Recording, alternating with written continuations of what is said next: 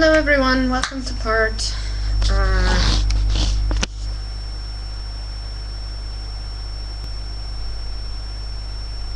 5 or 6, I think, of my art and writing bit. It's first of all, it's 6:30 in the evening here, so it's nighttime now in Holland, and it's pretty dark out, so my camera footage is probably very shitty. Yeah, anyway, last time I told you about the things that writers need and how ideas and build up are good in a story and needed, and what makes a really good writer. I also began a bit on characters, and yeah, I'm gonna talk about that more in this one and probably the next one, given how long I need. Basically, I get my inspiration for stories from everywhere, and I get tons of good ideas. What the thing is that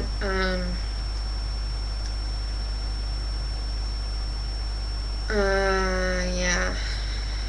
Whoa, I really lost that train of thought. Sorry, people. Anyway,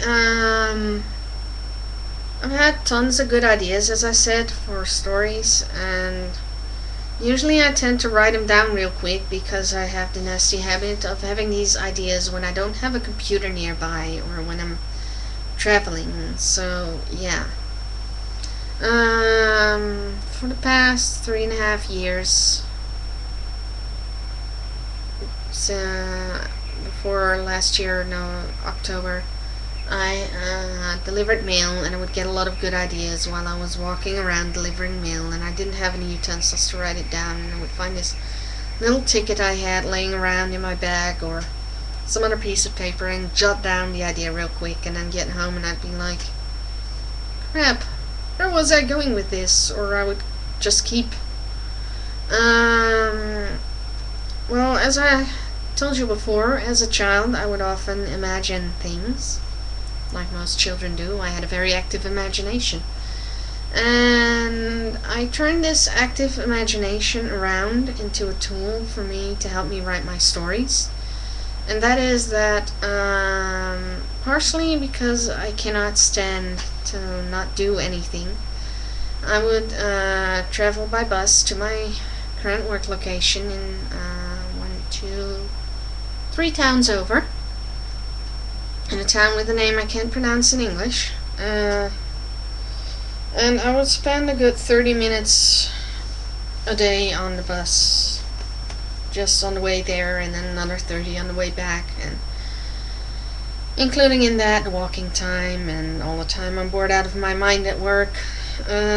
So yeah, to keep myself entertained, what I would do is I would take this idea I have for a story and field test it, so to say. That's what I call it, for lack of better naming. I would just sit there, and when I didn't have any colleagues around, or if I was on my way to work in the bus, and I would sit in the frontmost seat, which is a single seat, so no one will sit beside me and I will have my privacy. And I would sit there and I would take this idea in my head, and taking the idea I'm going to use in this bit to explain about how I make characters and how I incorporate them in my story. There is this anime about soccer called Inazuma 11. I recently watched this in Holland and I loathed the voices, so I looked it up online, and before they removed it I looked it online, and I found that despite my not being a huge fan of soccer, I really did like this idea. It had a lot of characters, and despite having so many characters, they all had some development done, and yeah, it really had a lot of potential for a novelist like me to write characters into, and Yeah, basically what I would do, what happened was I had this idea a long time for a character of mine, and um, this character of mine was this girl, and she had a brother who died when she was younger, and because her brother died, her mother had this sort of, there's this form of amnesia that exists where you can, after a traumatic experience, forget all memories pertaining that experience. The movie 50 First Dates, as an example, is utilizing this form of memory loss, where they explain it as the short-term memory is broken, so she just doesn't remember after her own birthday, which is when the accident happened. But yeah, that is basically taking that form of amnesia over the top. But my character had this mother who had the amnesia, the type where, in her case, the younger brother, or the twin brother actually, at age 5, had a car accident after he and his sister came back from having snuck off to play soccer. So, in that vision, when the mother heard that her son had been killed in an accident after having snuck away to play soccer, she began associating the painful memories with soccer, and she erased all the memories pertaining soccer from her mind, and so she doesn't remember anything. And going down. Oh yeah. So yeah, because way back then, when the family was still together, because the father leaves the mother before the accident happens, and that's another story. Yeah, way before that happens, the mother and father used to have arguments about soccer, and the father loved soccer. It was the only thing he could do that he didn't suck at, and the only job that he'd been able to ever maintain, and he wants to provide for his family, and yada yada yada, lots of backstory that we won't go into detail in yet. So yeah, as a result, the father would take the daughter and play soccer because the mother wanted the son to be a musician, and so the mother has a lot of memories of her son playing piano, but she doesn't have any memories of her daughter doing anything but play soccer, because out of the two, Mikon, the daughter, loved soccer most. So yeah, I had this character, and I had this idea that she was posing as her brother because her mother doesn't remember her, but she does remember the son that she lost. And yeah, basically I had this idea to write a story about the girl's struggles with that. I think in Air Gear they used something similar like this, and I think that might be where I got the idea first from.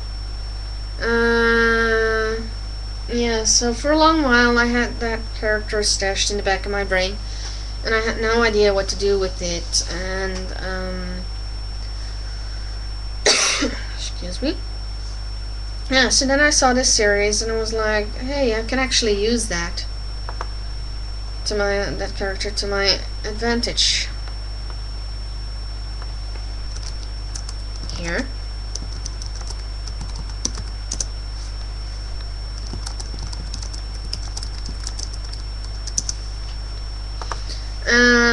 Yeah, so, what I did was I watched the entire series, and then I, figured out from watching that series, hey, I can actually use that character in here. And the fun thing is, they actually have a character who has a similar affliction, only both his parents died in a car crash along with his younger twin brother, and he now sports a dual personality, meaning half of it being him and half of it being his brother, due to his father always saying he had to be perfect and that they would be the best soccer players ever, and that putting a lot of stress on the kid and accident, and well, you know, But that's going off topic. So yeah, I took the story of Inazuma 11, which is actually about a soccer team, and I'm gonna do this real quick because I have only 5 minutes left. So yeah, you have characters there. You have the main lead is Endo Mamoru. I think the English version they call him Mark Evans, but I hate the English names. He's a goalie for the soccer team of Inazuma High School, of Inazuma Middle School, and he's trying to get a soccer team together because he loves soccer and he wants to play soccer. But the school hasn't had a team since his grandfather's team had a big accident, and yeah, basically the whole story revolves around the plot of that accident and what caused it, and around Endo, or Mark, or how you want to call him, trying to get a team together and then going to the national soccer games and a lot of that stuff. There's also Goenji, who struggles with his love for soccer, but having decided never to play again after his sister got in a car accident. Car accidents are actually quite a big theme in this series, I've noticed. So yeah, and Endo helps him play again. There's Yuto Kido, who is first evil then good on the team that the main-ish bad guy works with. Later turns good. There is the character Fubuki Shiro, whom I told you about, the one with dual personalities.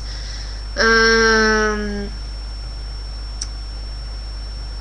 we have a bunch of side characters: Kabayama, Hijigata, Tachimukai, Tsunade, Tobitaka, Kogure, Fudo, Midorikama, Hiroto, Kazemaru, Kurimatsu, and Toko, who is apparently the daughter of the president of Japan, Sakuma, a friend of Kido's, Ichinose and Domon playing for the American teams, Someoka, another side character. There's also female side characters. Toko was a female side character, obviously, but there's also Otonashi Haruna, Kino Aki, Raimon Natsumi. There's one more girl whom I forgot the name and the identity of. All these characters in the Inazuma series have their own backstory and plot points and stuff. Well, it's really fun to weave a story and figure out which characters can I put in there and which can't I. I eventually decided that I would let it take place after the series, because that would better coincide with the idea I had around the character.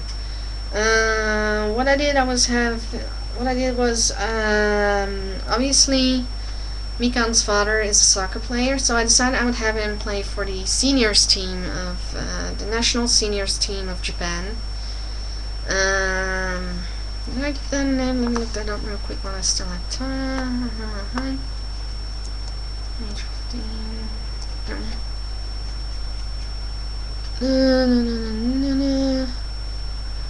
No, I just called it the soccer team of Japan for lack of being creative.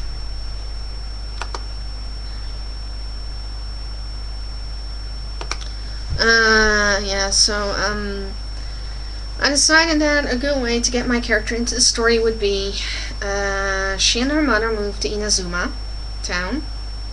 Yeah, they weren't real creative with the name of things in that city, I think. They put Inazuma in front of it and it automatically is original. But it's funny in that way. Anyway, real quick before I take this up with you in the next part. One second. Oh yeah, so I had Mikan and her mother move. I had her walk past the soccer field and have Mark Evans or Endo Mamoru, whichever name you wish to give him. I use the Japanese names, so I will do that from here on out. Anyway, I had Endo Mamoru see her, thinking it's a him because she's obviously posing for her brother, as that is her story. Walk by and invite her to soccer. She doesn't want to, and that's basically where the story starts. And I will tell you the rest of it in the next part, as well as hope to explain how I basically create my characters. Bye bye.